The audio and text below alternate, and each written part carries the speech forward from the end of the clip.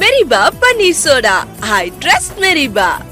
20 வருஷமா நீங்க திருவான்மியூர் காட்டன் ஹவுஸுக்கு கொடுத்துட்டு இருக்கிற ஆதரவை இனி OMR காரப்பாக்கத்திலையும் தொடர்ந்து கொடுக்கணும்னு வேண்டி கேட்டுக்கொள்கிறேன்.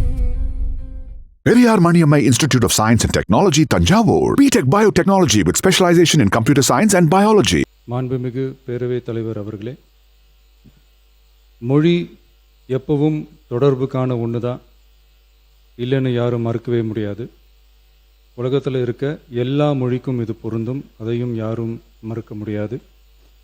ஆனால் நம்ம தமிழ் வெறும் மொழி மட்டுமல்ல, பேசினா வர்ற ஓசை மட்டுமல்ல, திரும்பவும் சொல்கிறேன், தமிழ் ஒரு மொழி மட்டுமில்லை, அது நம்ம உயிர், அது நம்ம உணர்வு.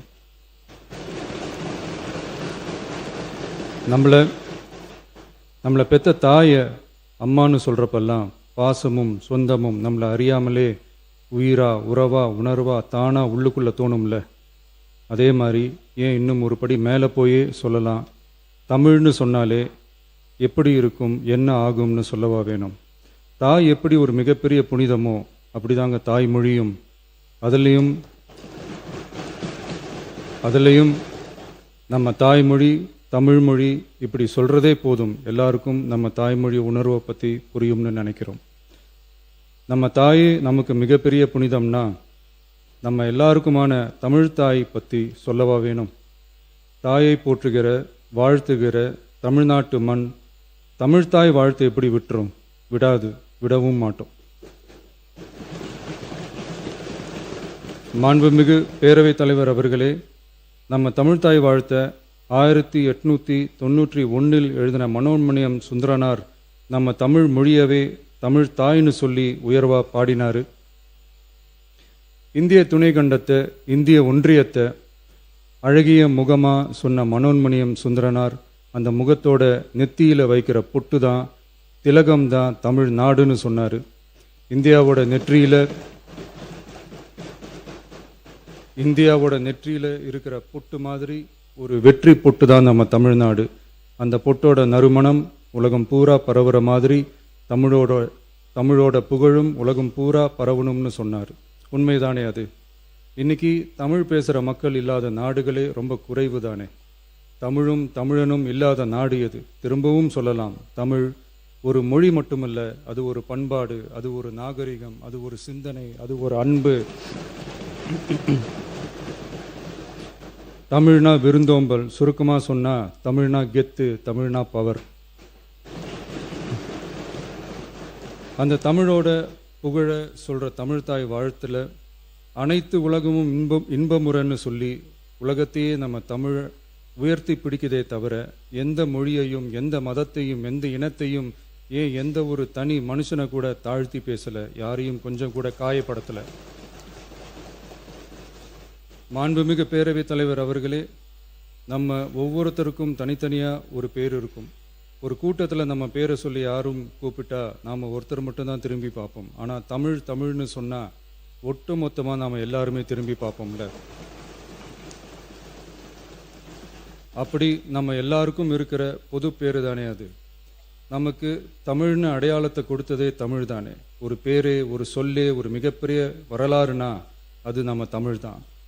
அந்த தமிழை உயர்த்தி பிடிக்கிற தமிழை பின்னாடி தள்ளினா தமிழ்நாடு எப்படி பொறுத்திருக்கும்? ஒரு கட்சிக்கு பிரச்சனைனா சம்பந்தப்பட்ட அந்த கட்சி மட்டும்தான் போராடும். ஆனால் தமிழ்னு சொன்னால் ஒட்டுமொத்த தமிழ்நாடும் ஒன்றா வந்து நிற்கும். அதனால தான் சொல்கிறோம், தமிழ்னா உயிர், தமிழ்னா உணர்வு. உலகத்தில் தோன்றிய பல மொழிகள் காலப்போக்கில் மறைஞ்சு போய் இருக்குன்னு சொல்லுவாங்க. ஆனால் நம்ம தமிழ் காலகாலமாக நிலைச்சி நீடிச்சு நிற்கிற ஒன்று. தமிழில் என்ன இல்லைங்க, இலக்கணம் இலக்கியம்னு பல ஆயிரம் வருஷமாக இருக்கிறது நம்ம தாய்மொழிக்குத்தானே. தொல்காப்பியம், சங்க இலக்கியம், ஏன் உலகம் முழுக்க தெரிஞ்ச திருக்குறள் ஒன்று போதாதா தமிழோட பெருமையை சொல்கிறதுக்கு?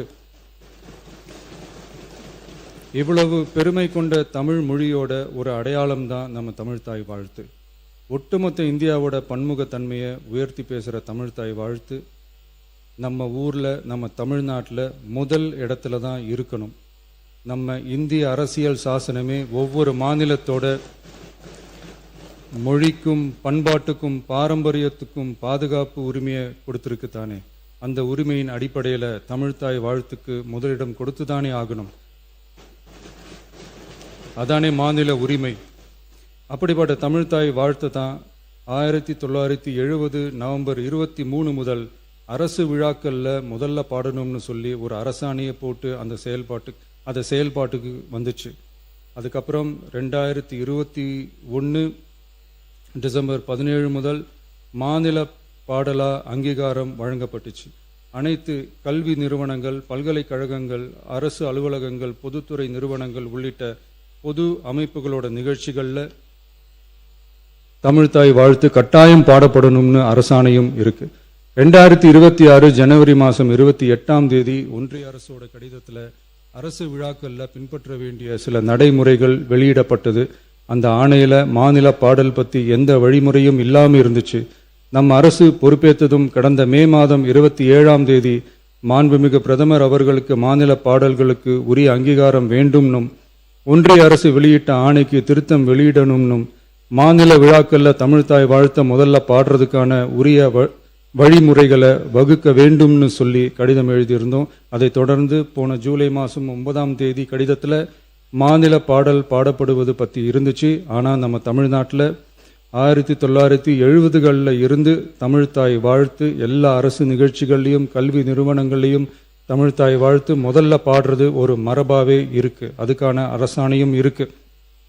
மாண்புமிகு பேரவைத் தலைவர் அவர்களே, தமிழ் நமது உயிர் மூச்சு, தமிழ் மொழி நமது அடையாளம், தமிழ் பண்பாடு நமது பெருமை. அதனால தமிழ்த்தாய் வாழ்த்தின் மரியாதையை பாதுகாப்பதில் தமிழக வெற்றி கழக அரசு ஒருபோதும் சமரசம் செய்யவே செய்யாது. தமிழ்த்தாய் வாழ்த்தை முதலில் பாடுவது அரசியல் அமைப்பிற்கும் இந்திய ஒற்றுமைக்கும் எதிரானதில்லை, மாறா வேற்றுமையில் ஒற்றுமைன்ற இந்தியாவோட உயர்ந்த கொள்கையை வெளிப்படுத்துறது. மேலும் தமிழ்த்தாய் வாழ்த்தை முதல்ல பாடணும்னு சொல்றது அரசியல் சம்பந்தமான விவாதமா மாறணுங்கிற அவசியமே இல்லை. இது தமிழர்களின் பொது அடையாளம்.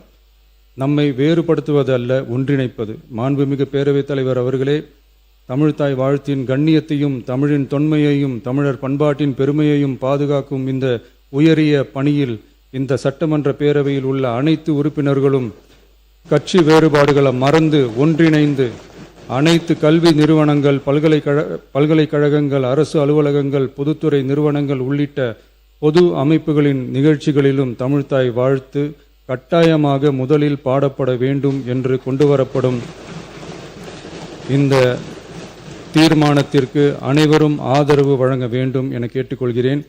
தமிழ்த்தாய் வாழ்த்து தொடர்பான அரசினர் தீர்மானம். தமிழ் உலகின் தொன்மை வாய்ந்த செம்மொழியாகவும் தமிழர் நாகரிகம் உலகின் மிக பழமையான பண்பாட்டு மரபுகளில் ஒன்றாகவும் திகழ்வதை இப்பேரவை பெருமையுடன் பதிவு செய்கிறது.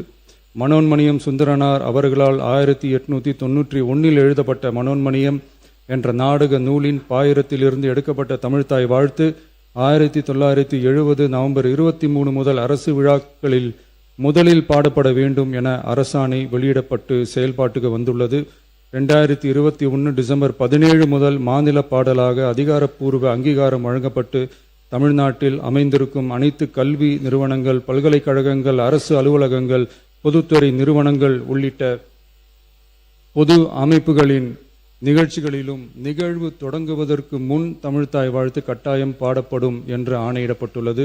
இந்நிலையில் ஒன்றிய அரசின் உள்துறை அமைச்சகத்தால் 2026 ஜூலை மாதம் 9 கடிதத்தில் மாநில பாடல் பாடப்படுவது குறித்து தெரிவிக்கப்பட்டுள்ளது.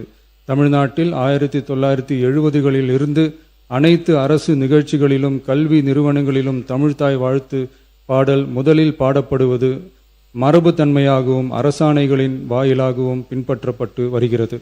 ஆகவே தமிழ்த்தாய் வாழ்த்து தமிழ் மொழிக்கும் தமிழர் பண்பாட்டிற்கும் செலுத்தப்படும் மரியாதையின் வெளிப்பாடாகும் என்பதை இப்பேரவை வலியுறுத்துகிறது. இந்திய அரசியலமைப்பு வழங்கியுள்ள மொழி மற்றும் பண்பாட்டு உரிமைகளின் அடிப்படையில் தமிழ்நாட்டின் பண்பாட்டு அடையாளத்தை நிலைநிறுத்தும் வகையில் தமிழ்நாட்டில் அமைந்திருக்கும் அனைத்து கல்வி நிறுவனங்கள், பல்கலைக்கழகங்கள், அரசு அலுவலகங்கள், பொதுத்துறை நிறுவனங்கள் உள்ளிட்ட பொது அமைப்புகளின் நிகழ்ச்சிகளிலும் நிகழ்வு தொடங்குவதற்கு முன் தமிழ்த்தாய் வாழ்த்து கட்டாயம் முதலில் பாடப்பட வேண்டும் என தமிழ்நாடு சட்டமன்ற பேரவை ஏகமனதாக தீர்மானிக்கிறது என்ற தீர்மானத்தை நான் முன்மொழிகிறேன். அனைத்து கட்சிகளை சார்ந்த உறுப்பினர்களும் இந்த தீர்மானத்தை ஒருமனதாக நிறைவேற்றி தர வேண்டுகிறேன். நன்றி, வணக்கம்.